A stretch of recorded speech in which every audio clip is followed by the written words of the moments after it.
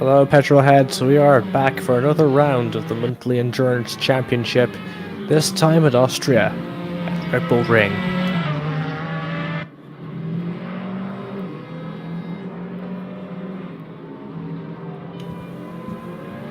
So, glad to have you back. Of course, a few championships have been wrapped up, particularly the one in P1. The LMP1 hybrids, I mean, they're not hybrids, they're just hypercars, essentially. But anyway, Ziziglu is the P1 champion, the way I understand it, and everyone else is still fighting for the championship in all the other classes. Ricardo Costa has made an appearance this time in GTE. Alessandro Rybak and Ivan Lukic have also joined in GTE. That's a 3-car field with 13 minutes to go left for the other GTE Porsches to join up. There are 5 LMP2 machines here, with Yuri Kratochvil in P1 spearheading the field, roughly a half a second ahead of Andy Darnell, both driving Chevrolet DPIs, with Andy Foster in P3. Mikola Volinets and Samuel Oliveira have not set times yet.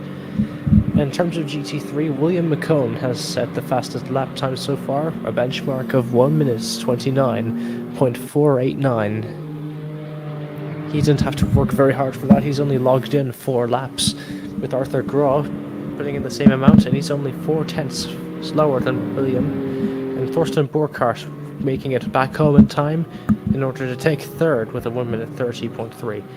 With Dave Ziska in P4, Vic Vega P5, Mike Bartman returns in P6 with P7 belonging to his pal in both Bentleys in P6 and P7 respectively, with Rhino Berger in P8, X-Radical P9, Camagno P10 in the Ferrari, Freya Racing 11th, and Eric Arslan backing up the very back of the field in P12.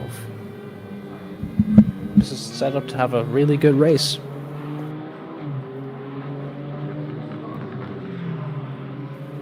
Now, of course, this seems like a very top speed oriented track. Of course, it's not going to be it's almost extreme as a Monza in some levels, but you need to, in the setup, you really need to pile on a little bit of downforce, as little as you can, just to get you through that second sector, because that's somewhere you can really make or gain a lap time.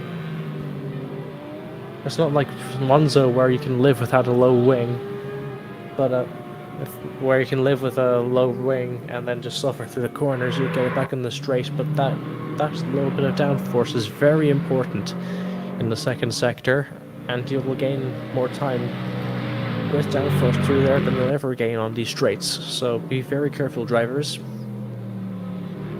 especially to the hypercars out there, LMP1 and LMP2.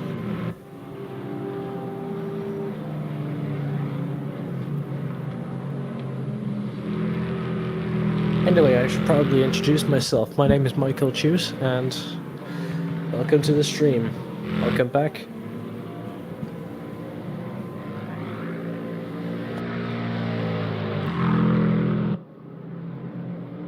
So we have 10.5 minutes left of qualifying in LMP1.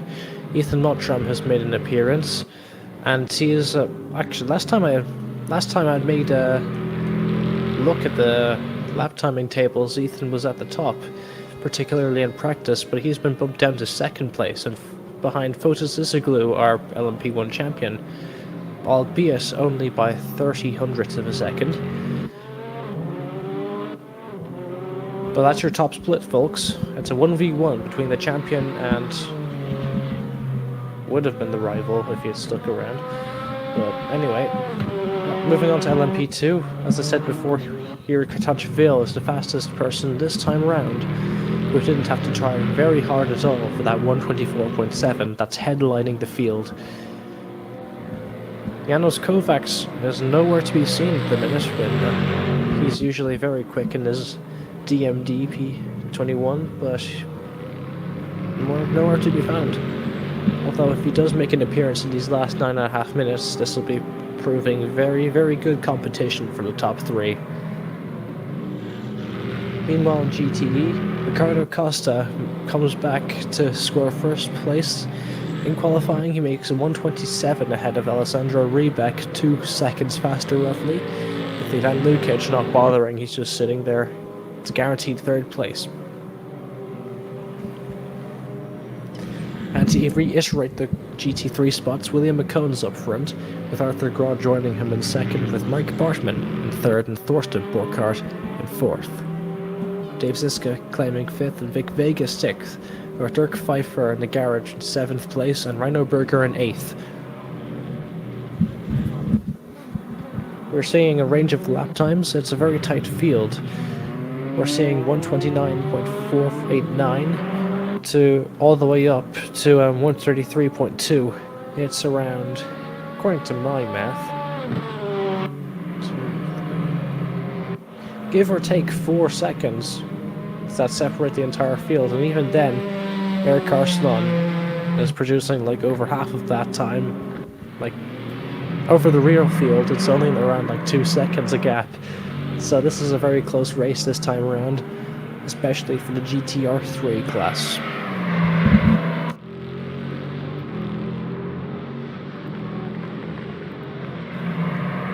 And there we have it. Mikola Volinets has set a lap time, taking third place for LMP2, behind Andy Darnell and in front of Andy Foster.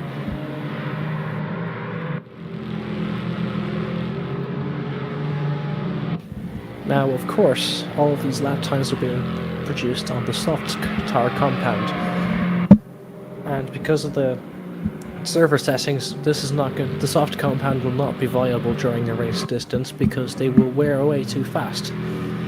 You see that on the server settings we have set double tire wear and double fuel wear, so this will encourage more pit stop based strategy, and it will encourage people to save their tires and go for the medium compound, or even the hard, because as horrible as the hard compound is, it's well, I mean the hard compound is second slower than the mediums, which is second slower than the soft. So I mean, it all boils down to how much time you can stay out of the pits and how much time you are going to lose in the pits, and whether you can make it back by staying out. But that's for the drivers to make up their minds about. It's an element of strategy in real endurance racing, and we managed to compress it down to around 80 minutes of lapping, so yeah, that's the way it is. And besides, I'd like to remind everyone that Race Commander is active for this race session. 40 off tracks over the course of the hour and 20-minute race, and you will receive a drive-through penalty. So keep it on the black stuff, folks. Do not cut that last corner like the F1 did when they raced here this year. That wasn't a very good sight.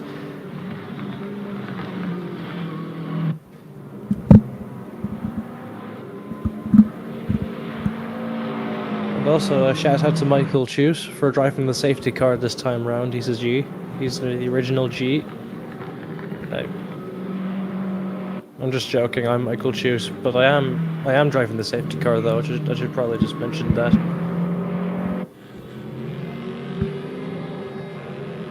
Whatever I've got, I'm gonna flaunt, so here we are.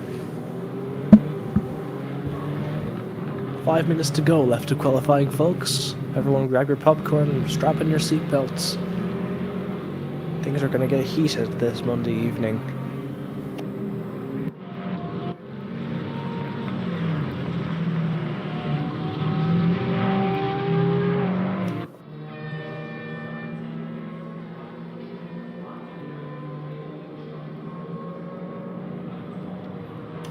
And just a little bit of an update on the GTR3 leaderboard. William McCone is still leading with the 1:29.4, but Thorsten Burkhardt has managed to get all the way up there into second place, jumping Arthur Graw in the process, and even the likes of Mike Bartman and Dave Ziska. But this one, 29.552. This is his 10th lap of the session. He's managed to make it back, but he appears very quick, ladies and gentlemen, so keep your eye on that German driver. Very talented person there. 4 minutes left to go of qualifying, and then after that there's going to be a 5-minute intermission for people to make last-minute setup changes, edit their pit stop presets, and whatnot. Maybe trash talk it will be for the laugh, you know. But yeah, 5 minutes before an hour, 20 minutes straight of racing. It's gonna be good stuff, lads. Or at least the start will be. Oh no, it's appeared we've lost a GTE. We've lost Ricardo Costa, the leading GTE in the category. Now we only have 2 GTE machines. That's a shame. Hopefully Ricardo joins back, but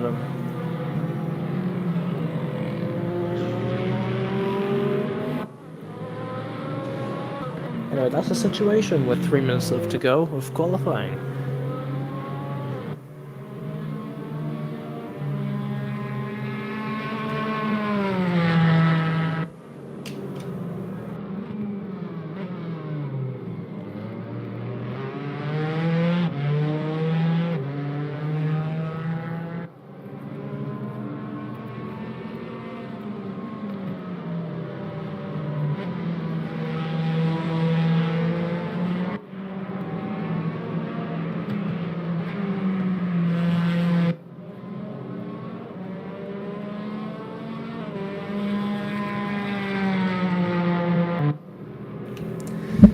I'm sorry if there's a little bit of quietness in the microphone right now. There's not exactly too much to talk about.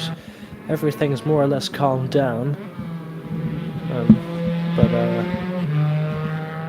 Wait, I can tell you what happened to Samuel Oliveira for LMP2. He has joined in an LMP2 car, and he's scored 5th place behind Andy Foster, scoring around the same lap time as him. But the difference between him and Foster is that he scored his on lap 10, and it only took Samuel until lap 5 to achieve such a time. And he might have done that on the hard compound. I don't know. We'll see what Samuel can do during the race distance.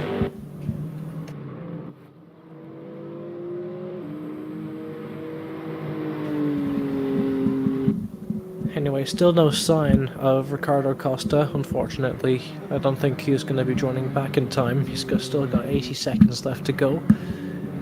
But I don't have very high hopes. Very bad internet connection. Very unlucky.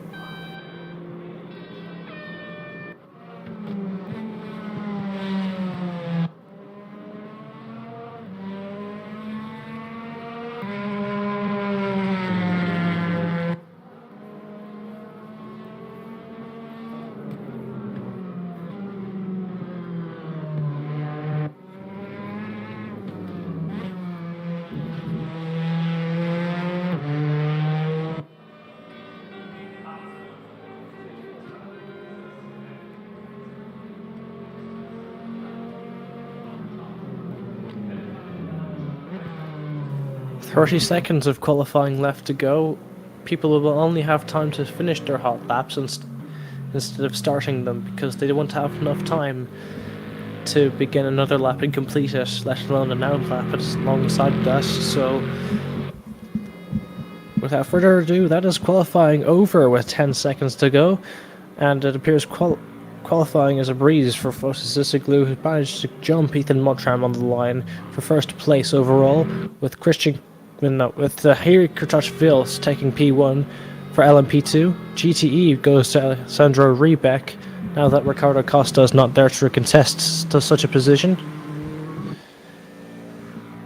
And then McCone, of course, has taken P1 for his team. Gra second? No, I don't think Gra's second. Oh, wait, is it Thorsten or Gra that was second? I can't remember. I just saw the results in front of me. I should get that checked out, honest to God.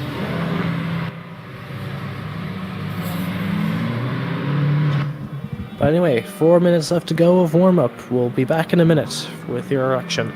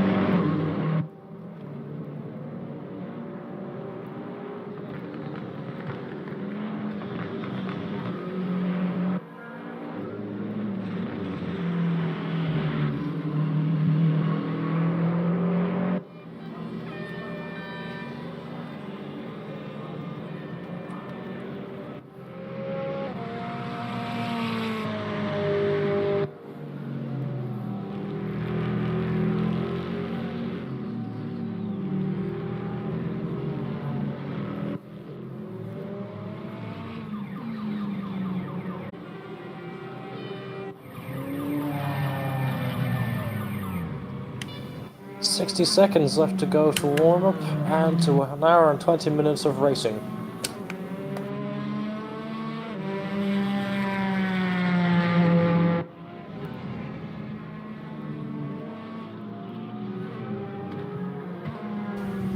Now, something I should mention before we get started with the race. I am driving the safety car, so that poses a problem for me watching the race.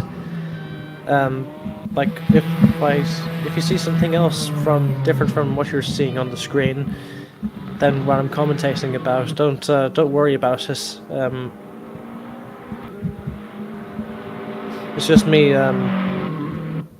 It's just to do with the stream, you know, like because of the way it's set up, like it classifies me as a driver, and I don't have the stream stuff set up, so it doesn't really set me up with the auto director, so I can't really see the best action on the track.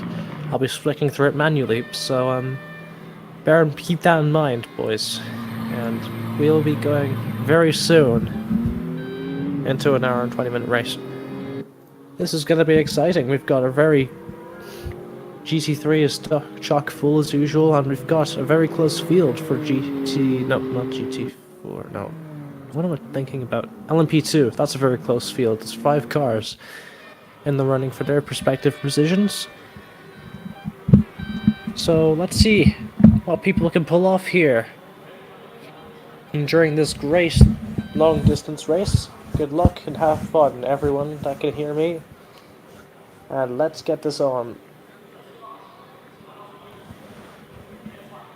And let me reiterate, do not forget about Race Commander. 40 off tracks and you are off into a drive-through penalty.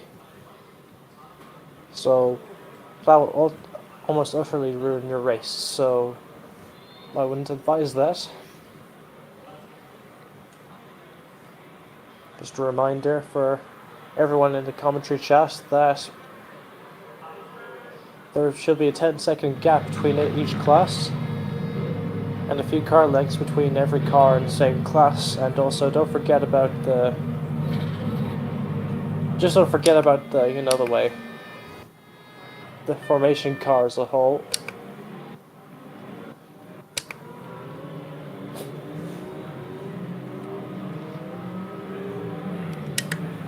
Alright boys, group up.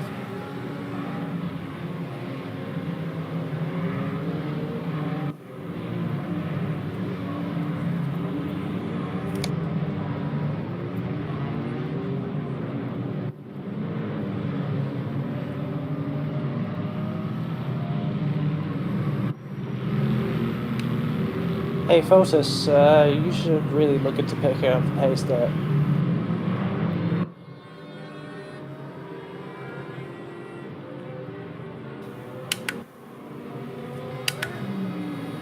A few of the cars are struggling to get their tyres up to temperature, and some of them are slowing down in order to achieve this.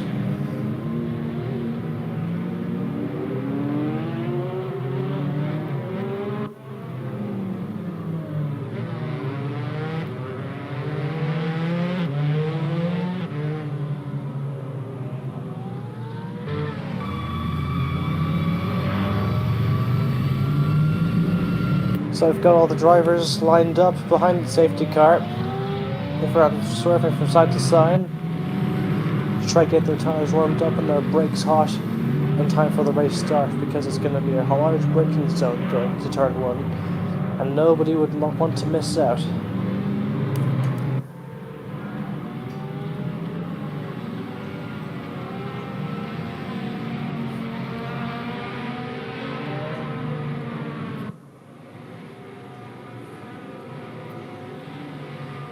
We will be underway soon, passing the second sector. This is a very high downforce dependent zone of the track that can gain or lose a lot of lap time, especially depending on how the tires are holding up, degradation wise and heat wise.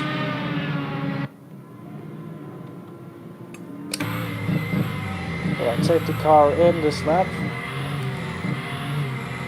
Everyone have a good race.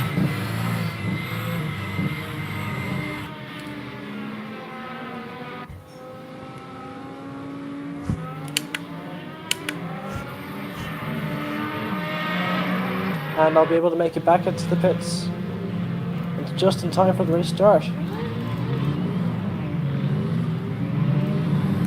Ethan Motran goes down into the inside of Fotis Isaglu and overtakes the lead over and spins over in the first turn. He needs to watch out because the LMP2 cars are going to be coming very soon. And that's the race start there. Andy Darnell in second place. Most of the field goes off the track and goes wide. Kiri Kurtachville takes the lead of LMP2 as a class. With Mikola Volinet in P3. Alessandro Rebeck gets the better of his 911 GTE teammate. And with the GTEs going through, it is now to begin the GT3.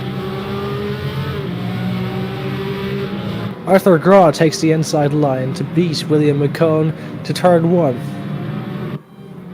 With the 911 car of Thorsten Burkhardt and Mike Bartman on the right hand side of him, let's see who can get this stuff done first into turn 3 and 4. Williams going around the outside here. Arthur Graw's going to have to go defensive. A little bit of a scratch there. Robbins Racing. The number 6 car is going to be getting up all in there as well, with Thorsten Burkhardt He's going side by side with him. Maintains 4th place.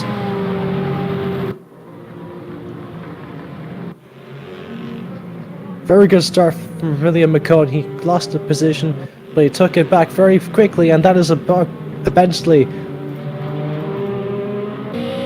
of Mike Bartman going off, and now his teammate Dirk Pfeiffer is now ahead of him in P5, chasing down that McDonald's car of Dave Ziska in front of him for position.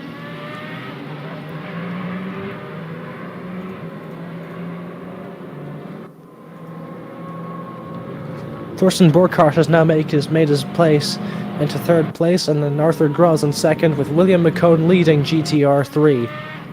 Alessandro Riebeck lost the position to Ivan Lukic, meanwhile in GTE. And meanwhile, Andy Foster's dropped back, Michael Volinets in P4, Samuel Oliveira in P3. Andy Darnell is fighting Kiri Kutachville for position, but is slowly dropping back behind that driver. Ethan Mottram, meanwhile, that spin has lost him a fair bit of time, but he hasn't given up, not yet, in the number 1 Audi, with Fotis Issiglu almost a whole sector in front of him, crossing the finish line now to begin lap 2 of the race. JC Camano goes wide there in turn 3 and 4. Just any effort and bid to try to get that move done. Dave Ziska versus Mike Bartman. The number 6 Bentley comes out in front, but the M4 doesn't look like he's done yet. He's still got a little bit of pace in him to try to keep this battle rolling. Going into the 2nd sector, following him through.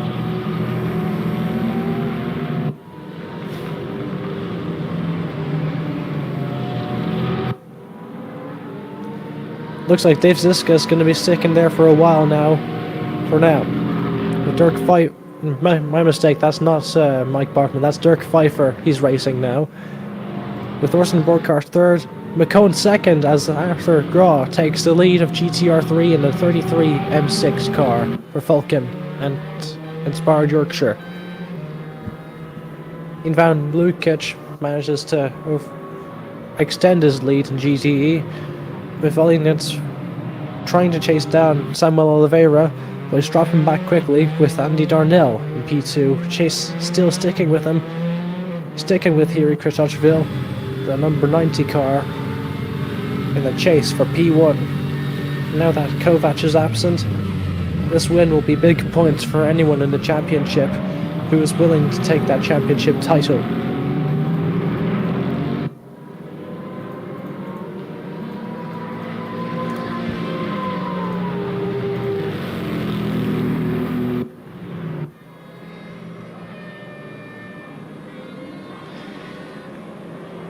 As I'm switching back to Fotis Issiglu there, you can see Ethan Mottram looming back in the distance. He's not too far back.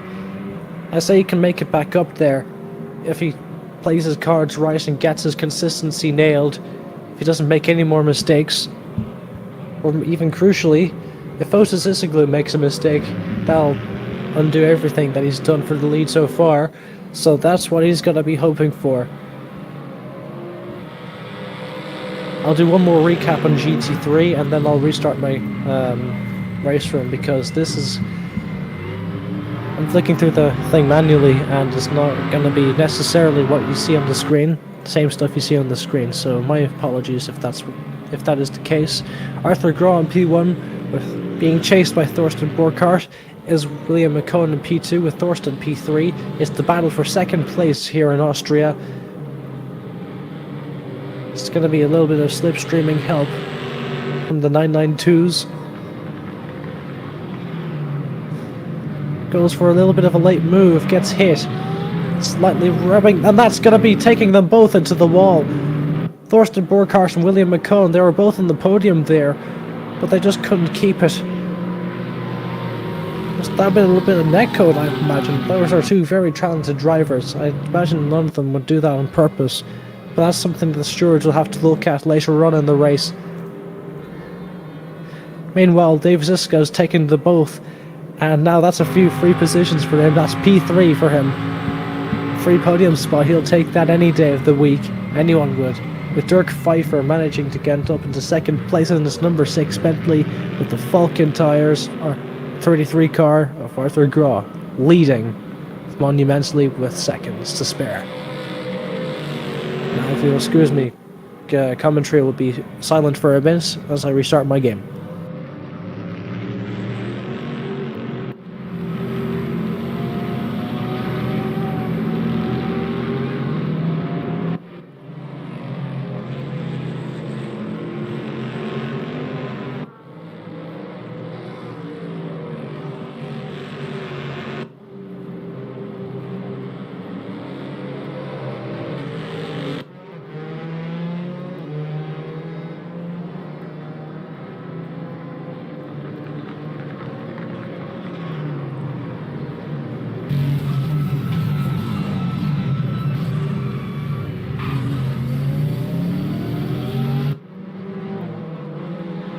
That's just food for thought there. Thorsten Burkhardt versus William McComb.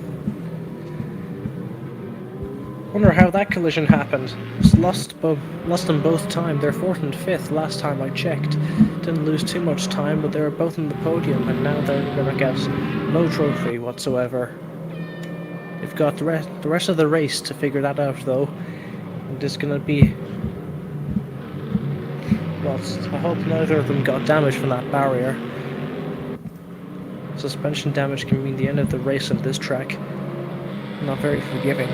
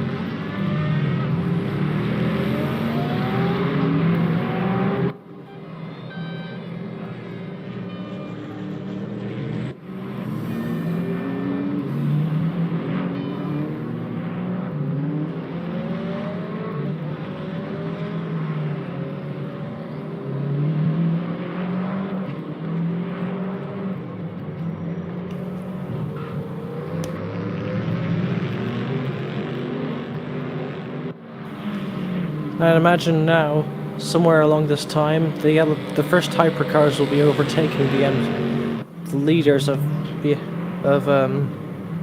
GT3. I forget who it was, Arthur, I think. Game still isn't up to speed yet, but I'll back on soon, very quickly.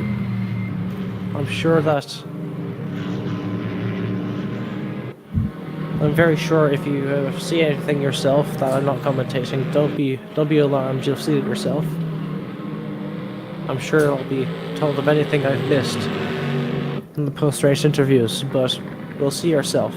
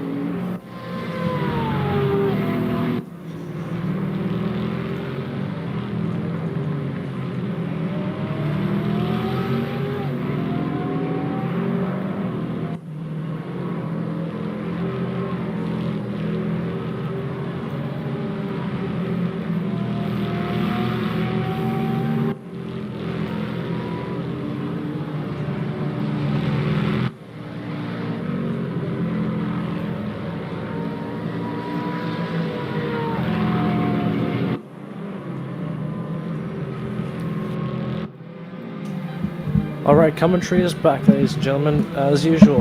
And Ethan Mottram has caught right up to Fotis Isoglu. It's going to be a battle for the win here for LMP1 here at Austria. Hardly a second separate these two drivers. There's going to be a move into the turn 3 and 4. Maybe not. They both they want to keep contact at a minimum, and that is good. The DMD P20 versus the Audi R18.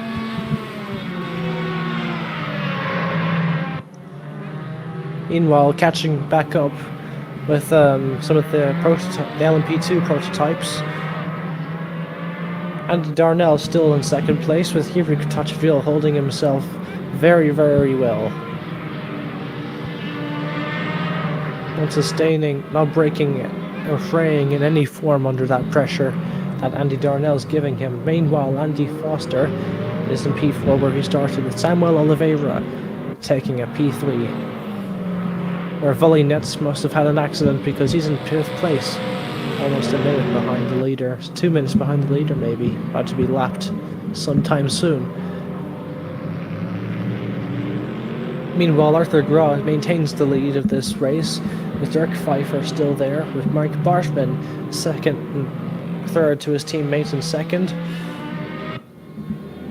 It's a 2-3 for Bentley at the minute, with Thorsten Burkhardt maintaining 4th place, Vic Vega in P5, Randenberger P6, and Dave Ziska has dropped down to P8 unfortunately. Something bad must have happened to the driver. And just a little bit of an update on William McCone. That contact must have put him out of the race between himself and Thorsten Burkhardt. That's definitely one for the stewards, boys. I'm certain that's not going to be the last we hear of that.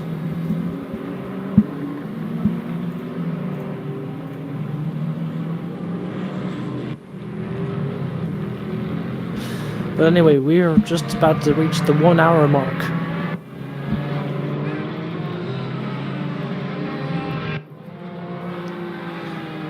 Dave Ziska's about to reach himself another place very shortly. And Andy Darnell's got right back up with Henrik Tachville. That's going to be a slipstream very well. Side by side is number 6 Bentley versus Thorsten Burkhardt. It's going to be himself versus Dirk Pfeiffer. And that's Mike Barker. They both have the same livery, but still.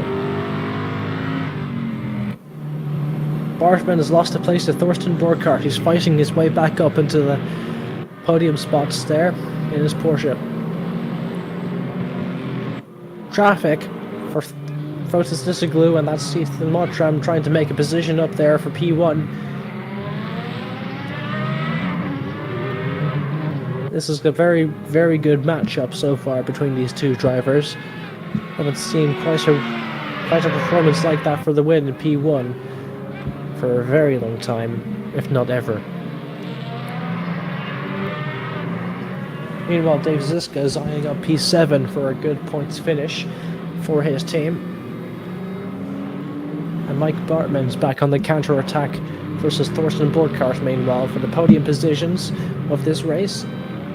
Not quite finished yet. Still eyeing up the podium spots. He wants to get a very good spot in this championship.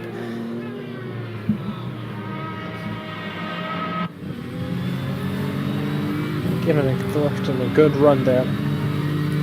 Dave Ziska. No, that's Vic Vega at P5. But Dave Ziska is making a move there down the inside. He's finally done it for the number 3 car. Andy Darnell's on the grass after he's making a move on Henrik Tachville. That's going to be a swap round. Thought that was going to be the done deal for Andy Darnell, but here it is. For LMP1, Ethan Mottram's going to have a look into it. He doesn't go for it, but he's right there next to Fotis Isoglu. And any lapse in concentration will ruin his chances of a race win. He needs to keep focused. He needs to stay with them.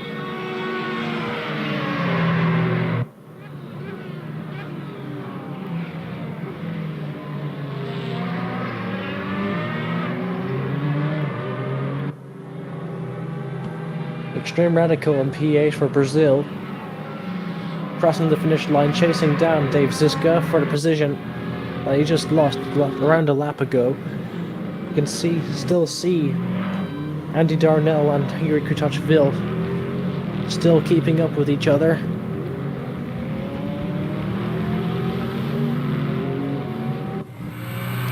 Ethan Mottram and Fotis Issiglu very close indeed, using each of them using the aerodynamics of the car to the maximum.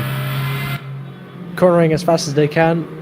It's going to be an inside move for Ethan Mottram, overtaking Fotis Issiglu on the inside. The number 28 car has to relinquish the position, but Ethan Mottram goes wide. He relinquishes the position back to P2 as he went off the track. It's a very, very good sign of sportsmanship.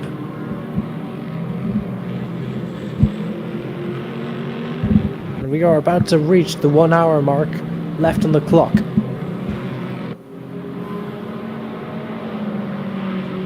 I'm sure Ethan Mottram will have another opportunity.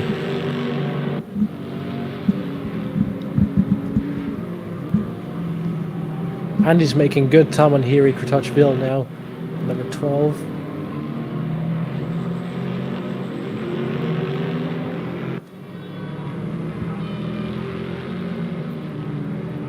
Ethan's given Fotis a good chase there.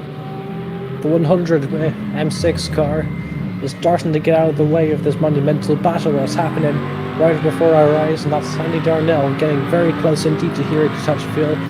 I think pace is better. His pace is probably better, I'd imagine. Mike Bartman has a very good run indeed on Thorsten Borkart.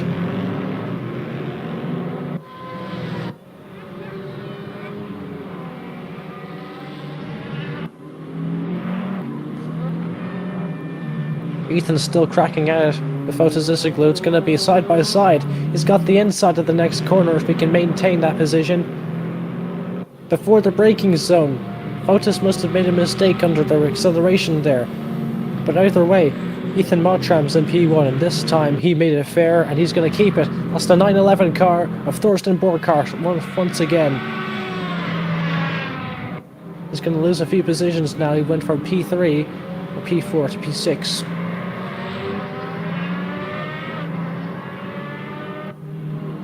That's disappointing from the German. He's got an hour to make up though. He hasn't lost too much time. There's still time to keep going.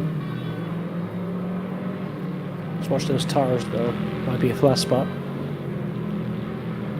Fotis Issiglu starting to drop back a lot. Ethan Mottram starting to hit his groove very much.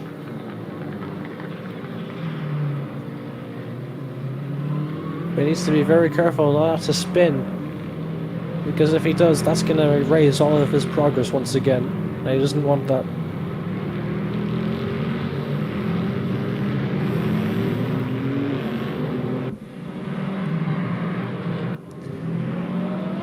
Fotis is starting to drop off drastically. I wonder what tires he's running.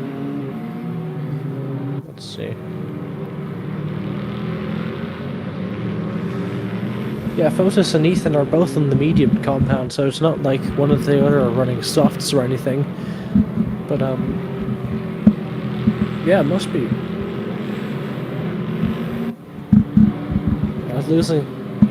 Fotis is losing a lot of time to Ethan now, so I'd imagine the only way he can jump him if Ethan makes a mistake or through the pit stops. If Ethan makes a bad stops. So that's what Fotis is hanging on for at this time.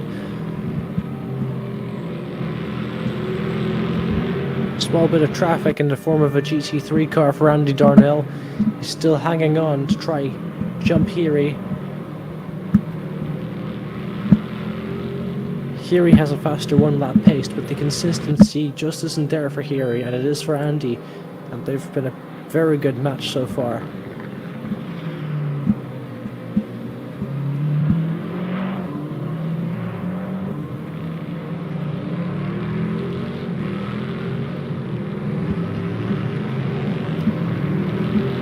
They've maintained a great distance to each other all race.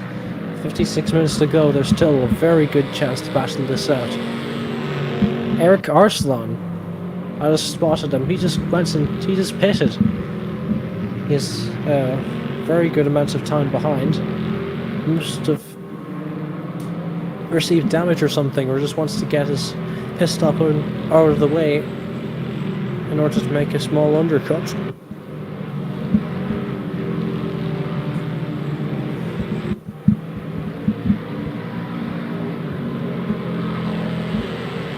Ethan Mottram is making very good time on Fotis Isoglu.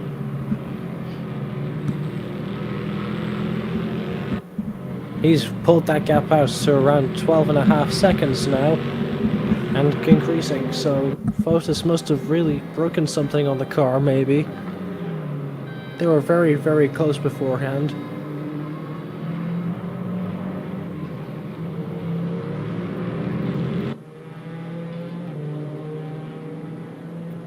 Andy comes face to face with another Bentley.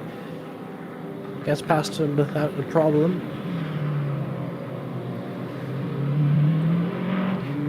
But this is a big problem for Thorsten Borchardt. He keeps spinning. And without that consistency, without that ability to stay on the track, without spinning, he's not going to be able to finish on the podium. Not this time. If he keeps this up, he's got 54 minutes to get back up there. But that's a very tall order as it is. He doesn't need to be spinning any more than he already is. He needs to keep it on the grey stuff.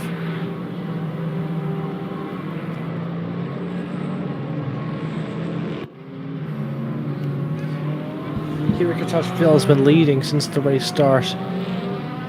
For all 17 laps of this race so far, this is incredible performance from this driver. Samuel hasn't done too bad either. He's proven to be best of the rest with... Well, he's been outperforming Mikola Volinets, and Samuel has also been outperforming Andy Foster, who's been in the series for a lot longer than he has. This is the first time I've seen him. So very good stuff from Oliveira. That is a M6 almost going off the track there, but getting quite squarely. But Thorsten Borchardt is back past him and now back into 5th place. He's still got a tall order ahead of him though. He needs to get back at Vic Vega and then Mike Bartman, Dendrick Pfeiffer, or even Arthur Graw, who has managed to keep it on the black stuff. No mistakes so far for Inspired Yorkshire. It's an incredible pace from the German driver.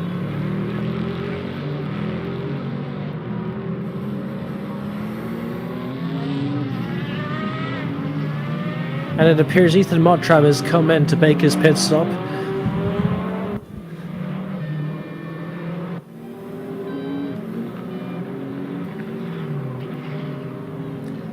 He's surfing his time right now as we speak, and he wants to be the first one out. First one into the pits and first one out. Hopefully getting an undercut on Fotis Isoglu for as much as he can.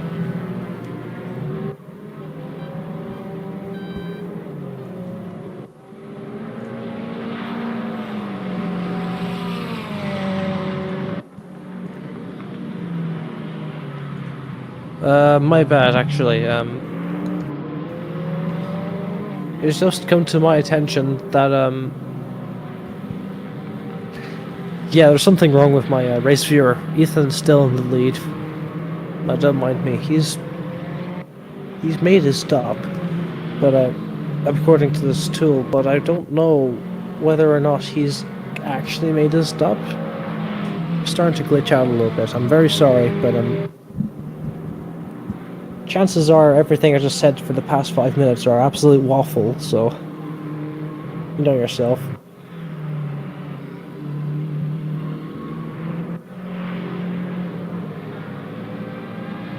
I'll tell you who is leading in their class. Mandy Darnell, because Thierry Coutachville's after making his pit stop, his first one to try get the undercut on Andy Darnell.